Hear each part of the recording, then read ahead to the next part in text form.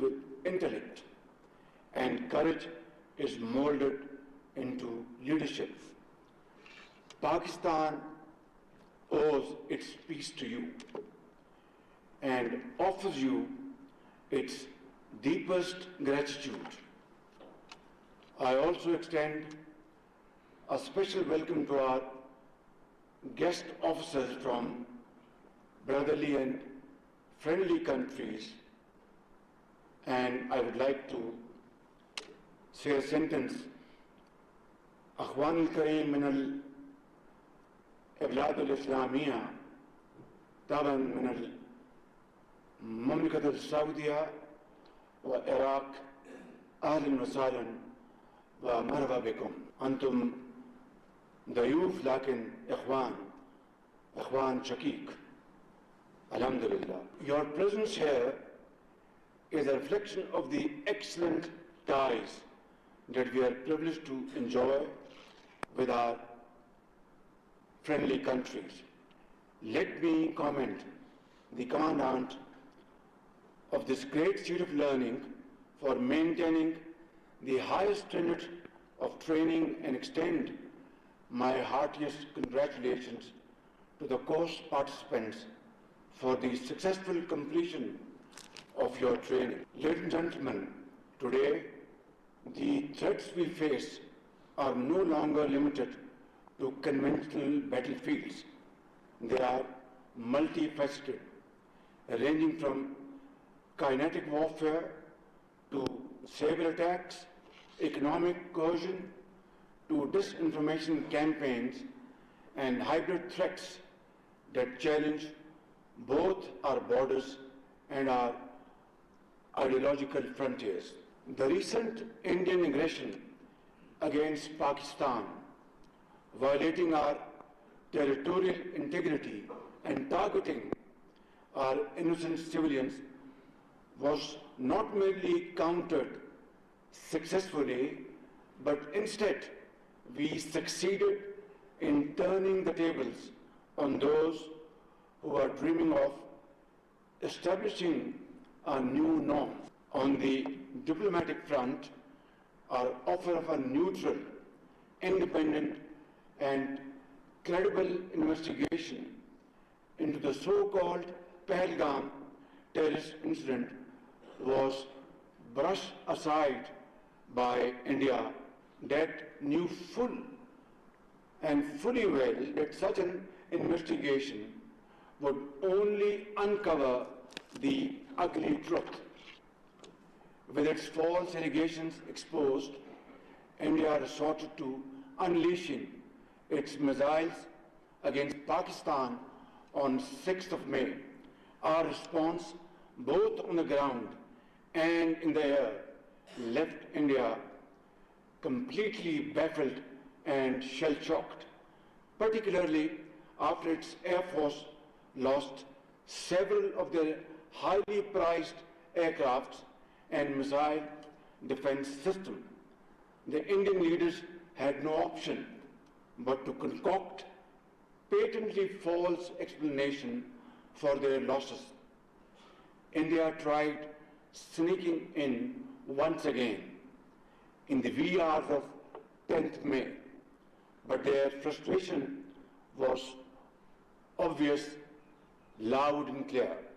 That very early morning, I received a call from Field Marshal Syed Asim Munir. He sounded calm, poised, yet confident and fully prepared. Throughout this crisis, his bold, courageous, fearless, and inspiring leadership stirred the armed forces and galvanized them as a wall of steel.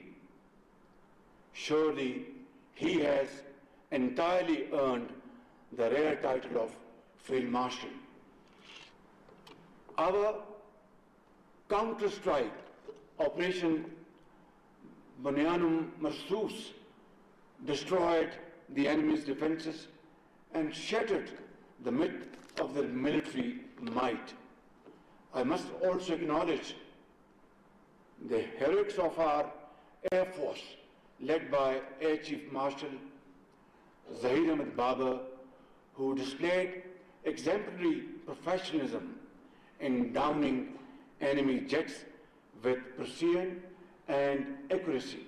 Ladies and gentlemen, Pakistan accepted the ceasefire offer brokered by the United States and other brotherly and friendly countries in the interest of peace, progress and prosperity in South Asia. More importantly, India's much wanted claim that they would establish a new norm was buried for all times to come by our brave armed forces.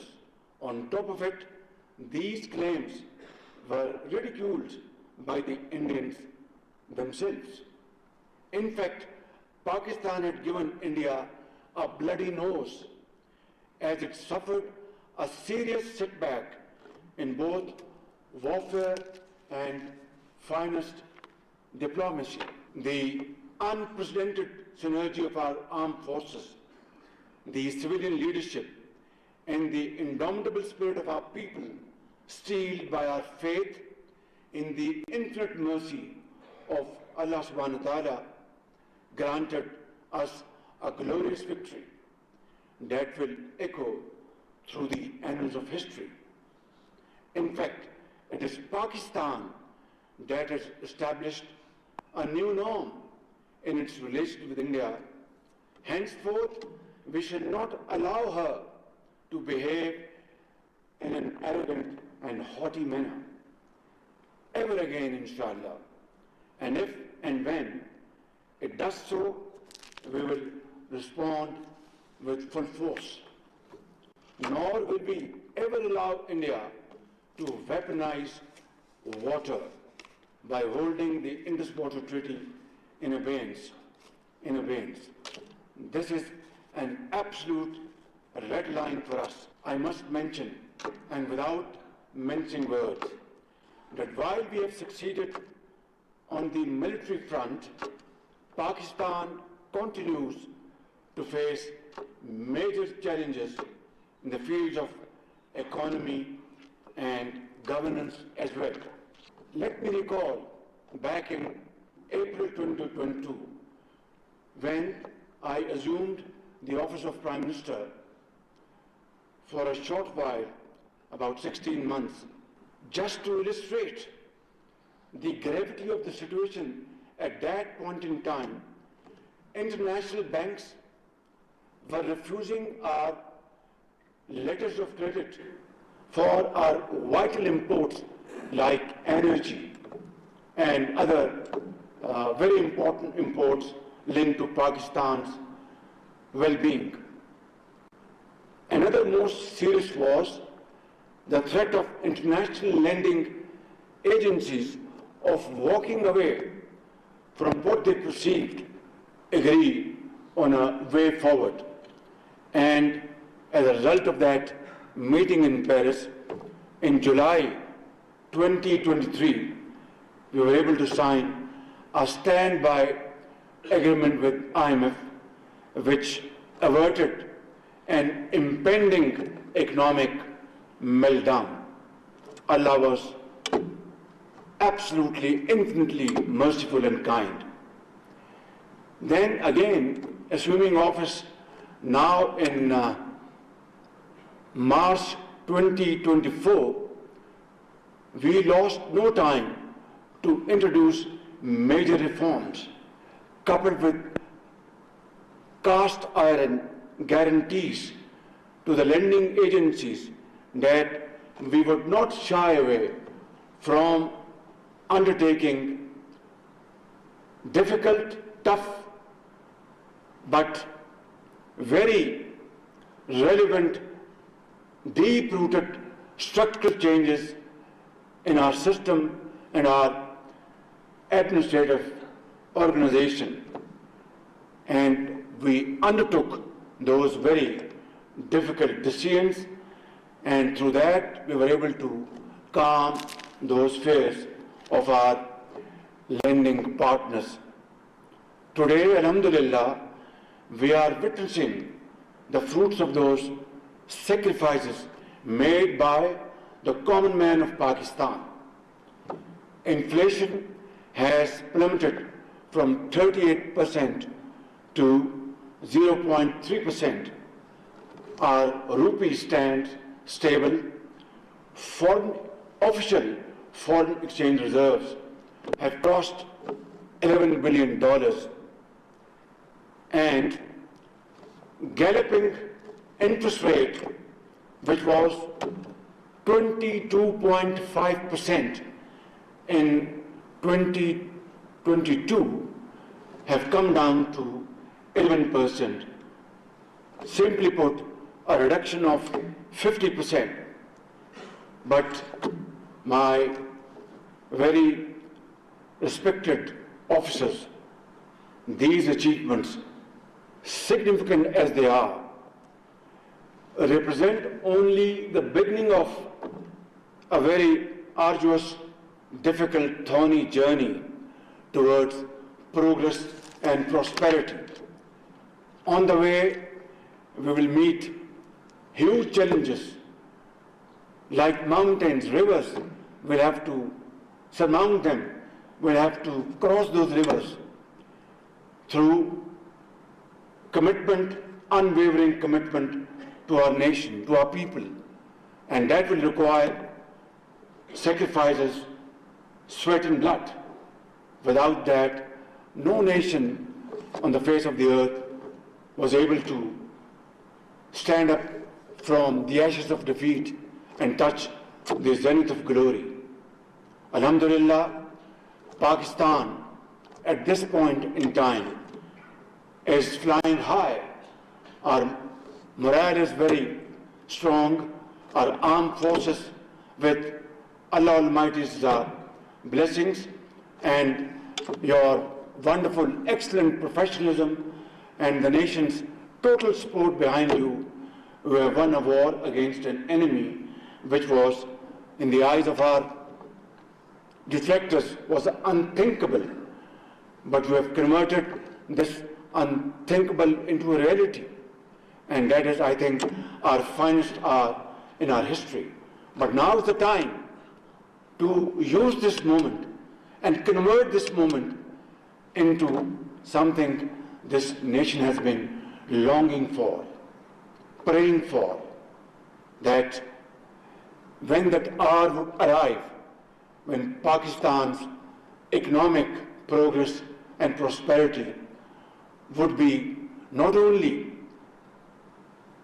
witnessed by them, enjoyed by them, but the world at large would stand up and respect Pakistan's grit and its hard work and its infinite efforts to achieve a point for which this country was carved out under the leadership of Quaid-e-Azam Muhammad Ali Jinnah, and sacrifices of millions of people who crossed rivers of blood on the way.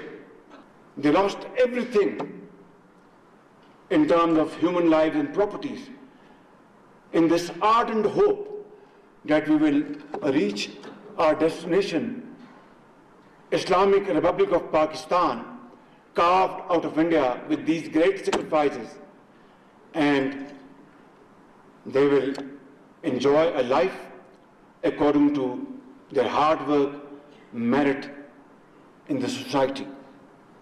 77 years down the line, my very honorable professional soldiers, that dream has yet to be realized. But as they say, it is never too late. This is the moment has arrived. It's all up to us to catch this moment and convert into a success story unparalleled in the annals of history. Difficult, but not impossible. I can guarantee you, by the grace of God, it only requires, we have everything in this country. Allah Almighty has blessed us with these great brains, courageous faces sitting in this room and all over the country. great talent, engineers, doctors, scientists, land, very fertile land, and natural resources. What we lack is the will to do. If we can really capture this moment, I can guarantee you, not only we will compensate for the losses of the past, but we'll have glorious future, and our posterity will be grateful to all of you and to all of us. So this is the time to act and act immediately. वो एक शेर, उठ बांध कमर क्या डरता है, फिर देख खुदा क्या करता है। मैं समझता हूँ कि ये वो मौका है कि जिसे आज पूरी कौम को इंतजार था।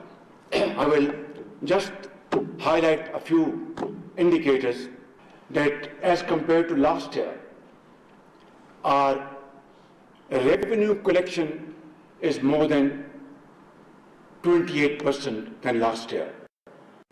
And our GDP, tax ratio to GDP, which was 8.8% last year, today it is going to touch by 30th June, hopefully 10.4%. But so it is highest in the last 6 years, but it's a long way to go. We have to touch at least 15% if we have to have meaningful growth, development in the four nook and corner of Pakistan. My wonderful officers, I'd like to mention a few humble achievements this government has made in the last 14-15 months. Through our joint efforts, we have shown zero tolerance for corruption. And I'll cite you only one example. Federal Board of Revenue, less said the better. Right at the inception of my government, we changed, transferred officers at the highest level who are not delivering and had problems. I will not go into details. And they were replaced by people of more knowledge and respect. And that is why, and then every week I hold a review meeting of FBR in my office, every week. So, as a result, in these 14 months, 28% is additionality to our revenue as compared to last year. For the first time in Pakistan's history, you are witnessing faceless interaction at Karachi port. And this model will be replicated in all other seaports and dry ports. Thirdly, these containers, they come in and they carry millions of tons of goods every year, but they were never scanned. Pakistan had enough resources to spend a few $1 million to import these scanners and scan these containers and to see what are the goods which have been shipped and check misdeclaration, under invoicing. But it was never done. Not that I'm trying to take the credit. I'm trying to explain you the apathy and lethargy, including myself, we have faced over the last 77 years. But now is the time to stand up and accept the challenge and move forward in unison, which we are by the grace of God in the last more than 1 year. And then smuggling has been another cancerous problem for Pakistan. And it was said that this is one area that can never be plugged. I can assure you, my very honorable officers, that alhamdulillah, in the last 1 year, there is significant reduction in smuggling. And again, I would say the credit goes to, in this particular case, mostly to Field Marshal Sayyid Asim Munir. To Afghanistan, we used to have smuggled sugar. I'm giving you one example of billions of rupees. This year, we have exported to Afghanistan sugar worth $211 million. Otherwise, this amount of sugar would have been, under normal circumstances, smuggled to Afghanistan, and not a dime would have been recovered and put in the exchequer. This is one shining example which can be replicated in every walk of life, every sphere of life. Again, what it demands the will to do.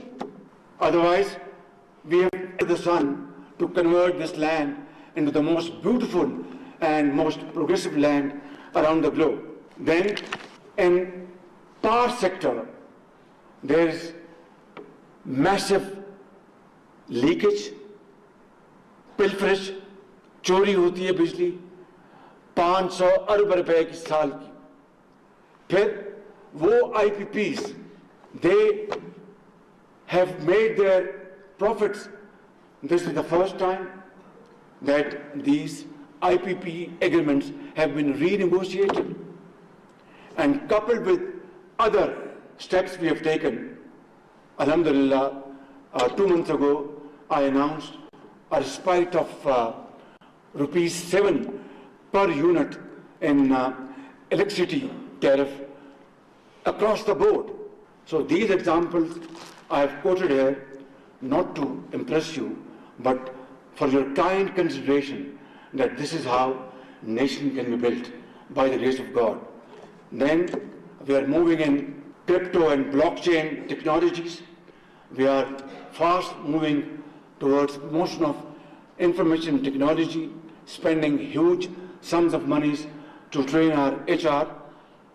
For example, 1,000 agri engineers, fresh graduates from all the 4 provinces of Pakistan are being sent to China to acquire modern technology in the field of agriculture. Imagine Pakistan, an agrarian economy, and yet at times we are exporting wheat, at times we are importing wheat, at times we are exporting sugar, at times we are importing sugar. These are the challenges, and these challenges have to be met with full commitment, like I've just mentioned a few examples. A few drops in the ocean, like drop by drop, it's a flowing river by the grace of God. My dear officers, terrorism is another. We have lost 90,000 great Pakistanis in the process. Are very brave soldiers, officers, civilians, doctors, engineers, mothers, sons, and politicians, doctors, scientists. All of them have paid huge price, human lives, and we lost business economic losses of $150 billion over these decades.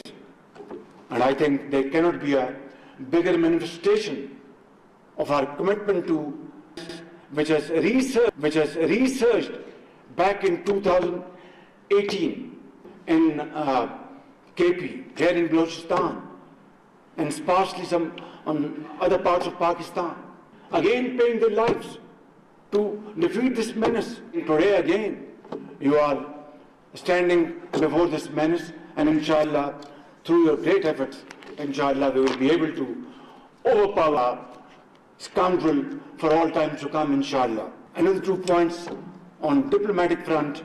Alhamdulillah, our outreach is consolidating, and our traditional friends are, inshallah, are very well engaged with us, and partnerships in counterterrorism, partnerships in investment trade, all these subjects are being discussed with them proactively. But let me say, a time-tested friendship with China, Kingdom of Saudi Arabia, UAE, Turkey, Qatar, Iran, Azerbaijan, and other Central Asian states are growing even stronger as we are ready to build mutually beneficial trade, investment and economic ties. China is the most time-tested friend of Pakistan. Saudi Arabia is one of the most reliable, trustworthy friend of Pakistan. And who are others? Turkey, Qatar, UAE. But let me make this point abundantly clear. They expect us now to engage them in trade, in commerce, innovation, research and development, education, health, investments, and profitable ventures, mutually beneficial. And they no more expect that we go there with a begging bowl. And I am the last person, along with Field Marshal Sayyid Asim Munir, to carry this burden anymore on my shoulder, because it ultimately translates on the shoulders of this great nation. So what is the answer? The answer is pure and simple, that the natural resources, human resources Allah Almighty has blessed us with, we must make full use of it and deploy them for these very profitable ventures. And if we are able to defeat terrorism, if we are able to put the nation together, which is united like never before, and if we are absolutely clear in our vision that we have to promote export-led growth, we must not promote those idling units in Pakistan who are not making profits but having a rental business out of huge walls of imported tariff to give them protection. These are details, I'm not going into it. Suffice it to say that there is, sky is the limit for us to, alhamdulillah, be ready with these large investments. We are carving our path forward, our way forward on these lines. And one day soon, inshallah, if we really act on this way forward, a day will dawn soon, inshallah. Look at Japan and Germany. What happened in the Second World War? They were annihilated. During the Second World War, they lost their cities after cities. And then, with their iron resolve, they converted their defeat into hard work and untiring efforts. And within 60 years, 70 years, they have touched the zenith of glory through untiring efforts, through blood and through sweat. And today, Germany and Japan, they count amongst the first 10 most growing economies in the world. Why can't we be? I think it's a question we have to ponder over. And I can tell you, if we seriously and sincerely ponder over this question, the answer is loud and clear. जब अपना काफिला अज़्म यकीन से निकलेगा, जब अपना काफिला अज़्म यकीन से निकलेगा, जहाँ से चाहेंगे रास्ता वहीं से निकलेगा, वतन की मट्टी मुझे एड़ियाँ रगड़ने दे, मुझे यकीन है चश्मा यहीं से निकलेगा. This is how we have to move forward. There is no other way. Finally, I'd like to say, your journey is here as a continuation of a long legacy of your predecessors who held high the flag of Pakistan, not only in combat, but were also at the call of duty in times of floods, earthquakes, and other natural disasters. And more recently, and in this tenure, you have contributed immensely in all facets of nation building, including trade, economy, and investment. I also wish to honor the quiet strength in each one of you and your families in all facets of nation building, including trade, economy, and investment. I also wish to honor the quiet strength in each one of you and your families who bear their own burden of sacrifices. The mother who sends her son to a freezing outpost, the wife who raises a family while her husband serves on the frontier, the child who grows up cherishing medals instead of memories. They may not wear the uniform, but their patriotism is embroidered in every thread of our national fabric. Ladies and gentlemen, I want to conclude with a parting thought. You have chosen a path of selfless service, one that demands courage, fortitude, loyalty, and sacrifice. In your hands lie not just the safety and security of our borders, but the very ethos of Islamic Republic of Pakistan. May you always be guided by integrity, duty, and faith. May your courage inspire generations to come, and may your outstanding service shine forever as a beacon of hope and pride for this great nation. May Allah Almighty protect you and our beloved homeland, Pakistan Zindabad. वज़ीर आज़म मोहम्मद शहबाज शरीफ commandant staff college Quetta में